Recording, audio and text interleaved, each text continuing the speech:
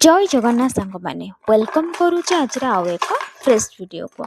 आज प्रश्न रही टिके यूनिक यूनिक मीन सब आम जनरल नॉलेज विषय आलोचना करुले बट आज आम आलोचना करवा षष्ठ क्लास इतिहास बही विषय इतिहास बहीर प्रथम अध्याय विषय। तो चलतु आम आलोचना करवा। तो प्रथमे जेहेतु मु इतिहास कथा उठेली तो आम फास्ट आम जानिबा जे इतिहास कहले आमे कौन बुझू बा इतिहास आमे काहाकू कहिबा बा कुहा जाए। तो यार उत्तर मु कहि रखिबी जे फास्ट इतिहास को आमे इंग्लिश रे हिस्ट्री बोली कहि थाउ। इतिहास को आमे इंग्लिश रे हिस्ट्री बोली कहि थाउ। तो हिस्ट्री शब्दटी पुणी आसला केउठू आपण मानक मनरे मध्य प्रश्न आसुथिबा जे आमी तो इतिहास को इंग्लिश रे हिस्ट्री बोली कहि थाउ।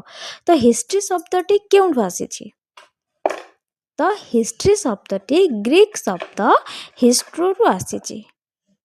बुझियला जे आमे इतिहास को इंग्लिश रे हिस्ट्री बोली कहि थाउ। आ हां हिस्ट्री शब्दटी ग्रीक शब्द हिस्ट्रो रु आसीछि। तो एटा आमे जानिले जे इतिहास को कौन कुहा जाए बा काहा को कुहा जाए। तो एपर्यंत आमे इतिहास काहा को कुहा जाए बोली एपर्यंत म तार उत्तरटा आपन आखरे रखिने। तो मु गोटे आपन को उत्तर देली जे इतिहास को इंग्लिश रे कौन कुहा जाए और इंग्लिश शब्द केउठू आसीछि। बुझियला।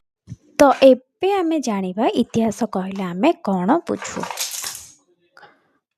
बुझू ना। हाँ इतिहास को अन्य अर्थ रे यह कहबा जे अतीतर विषय रे जानिबा बा एहार अर्थ हेउची अतीत विषय रे किछि आमे जानिबा जहाको कि आमे इतिहास बोली कहू। तो अन्य अर्थ रे आमे यह कहबा कि इतिहास हेउची एक वास्तव घटनावली जहा अतीत रे बसवास करुथिबा मनुष्य मानकर जीवन शैली विषय रे आलोचना करा जाए। तो अतीत रे बसवास करुथिबा मनुष्यर जीवन शैली तो केउं भली भाबरे थिला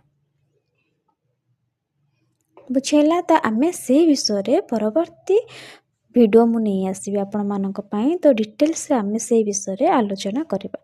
आज पई आमे जानिले जे इतिहास बोली आमे काहा को कहिबा, इतिहास रो इंग्लिश टर्म कोन, इतिहास केउं शब्द रो आसीछि बा हिस्ट्री केउं शब्द रो आसीछि। तो एई विषय रे आमे आलोचना करबे। बुझियला।